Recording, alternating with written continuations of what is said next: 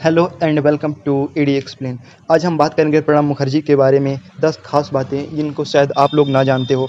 As you know, आपको पता होगा हमारे बीच अब फॉर्मर प्रेसिडेंट प्रणब मुखर्जी साहब नहीं रहे। यदि इनकी बर्थ की बात करें, प्रणब मुखर्जी की बर्थ की बात करें, प्रणब दा की बर्थ की बात करें तो 1935 में इनका जन्म हुआ था और 1920 में 1920 में इनके जो फादर थे उन्होंने कांग्रेस को ज्वाइन किया था और इनके फादर जो थे महात्मा गांधी से बहुत ज़्यादा इंस्पायर थे और इनकी आइडियोलॉजी, महात्मा गांधी की आइडियोलॉजी को बहुत ज़्यादा फॉलो करते थे। और इसके अलावा यदि हम बात करें तो इकलौते वित्त मंत्री जिन्होंने 7 बार पेश किया बजट, है ना, इकलौते वित्त मंत्री या फाइनेंस मिनिस्टर हैं जिन्होंने 7 बार बजट पेश किया था। और इसके अलावा यदि हम बात करें, जब ये अपने बेंगलोर में रहते थे तो बिना छुट्टी लिए 18 घंटे तक ये काम किया करते थे। और एक खास बात जो इनको अलग सबसे करती है, 40 साल से एक डायरी हमेशा इनके पास रहती थी। वो डायरी अभी तक किसी ने पढ़ी नहीं, क्या उसमें सीक्रेसी थी इसके बारे में भी किसी को जानकारी नहीं है। 11 दिसंबर 1935 को जन्मे प्रणब मुखर्जी प्रोफेसर भी रहे। 1963 में 1963 में पश्चिम बंगाल के विद्यानगर कॉलेज में पॉलिटिकल साइंस छात्रों को भी पढ़ाया था।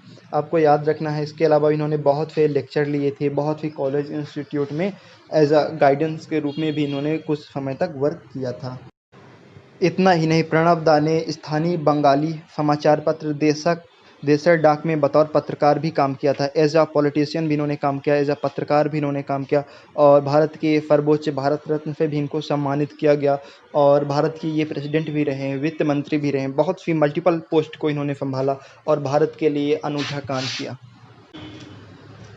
प्रणब दा की जो फर्स्ट पब्लिक ऑफिस थी 1969 में, देन प्राइम मिनिस्टर जो थी इंदिरा गांधी के टेन्योर में थी, जब इनको राज्यसभा से, जो कि हमारा अपर हाउस है, उनसे इनको पार्लियामेंट में जगह मिली और अपर हाउस से ये चुनकर आए। इसके अलावा 4 बार ये अपर हाउस से चुनकर आए थे। 2004 में ये लोकसभा से इलेक्शन में पार्टिसिपेट करते हैं। यदि हम पार्लियामेंट की बात करें तो पार्लियामेंट 2 टाइप्स की होती है। पहली है अपर हाउस एंड सेकंड है लोअर हाउस। अपर हाउस में आता है राज्यसभा एंड लोअर हाउस में आता है लोकसभा। आपको ये याद रखना है।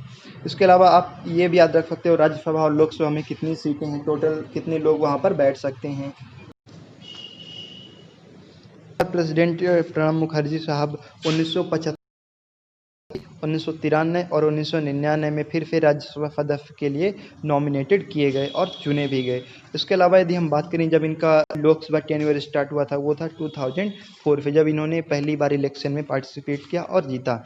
इंदिरा गांधी की हत्या के बाद लगभग पीएम बनने की कगार पर थे, लेकिन फिर राजीव गांधी को देश की बागडोर मिली। इसका मतलब ये है कि जब इंदिरा गांधी को असैसिनेट कर दिया गया, इंदिरा गांधी को मार दिया गया, तो उसके बाद जो ये प्रेसिडेंट थे, फॉर्मर प्रेसिडेंट, वो पहले प्राइम मिनिस्टर की कुर्सी के लिए प्रबल दावेदार समझे जा रहे थे कांग्रेस की तरफ से। बट उसके बाद इंदिरा गांधी के बेटे राजीव गांधी को पीएम प्राइम मिनिस्टर बना दिया जाता है।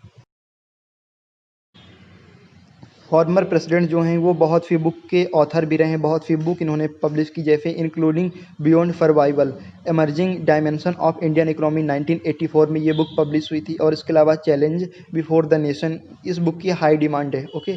और ये बुक बहुत ज़्यादा फेमस भी रही और इसकी जो कॉपीज है बहुत जल्दी सेल हो गई थी सभी।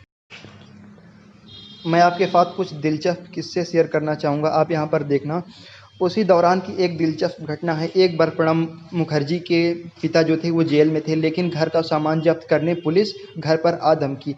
हालांकि परिवार को इसकी जानकारी पहले से ही मिल चुकी थी, इसलिए उन्होंने सारा कीमती सामान, अनाज, पैसा, ज़रूरी कागजात और अपने घर में गाय अलग अलग पड़ोसियों के घर भेज दी ताकि पुलिस के हाथ कुछ न लगे। उस वक्त प्रणब मुखर्जी की जो एज थी वो 8 साल की थी। जब्ती करने आए दरोगा ने सोचा कि बड़े तो झूठ बोल सकते हैं, लेकिन ये छोटा ये बच्चा ज़रूर सच उगल देगा। लेकिन उसके बाद क्या होता है, दरोगा फौरन बालक प्रणब को अलग ले गया और चुपचाप पूछा कि तुम्हारे घर में कोई गाय थी? तो यहाँ पर प्रणब मुखर्जी ने बहुत ही इंटरेस्टिंग उत्तर दिया। उन्होंने कहा, मैंने स्वयं उन्हें देखा और कहा कहाँ गई मासूमियत से बालक प्रणब ने जवाब दिया। उन्होंने कहा, हम खा गए। जब प्रणब दा से पूछा गया कि आपकी गाय कहाँ है, तो प्रणब दा ने उत्तर दिया कि गाय को तो हम खा गए। बट लेटर जब पूछा गया कि आप खा गए, आप तो हिंदू हो ना, तो आप कैसे खा सकते हो? तब प्रणब दा ने कहा कि जो हमारे पिता तो जेल में बंद हैं, इसलिए हमारे पास कुछ खाने के लिए था नहीं, इसलिए हमने गाय को बेच दी और जो भी उससे सामान पैसा मिला वो हम खा गए।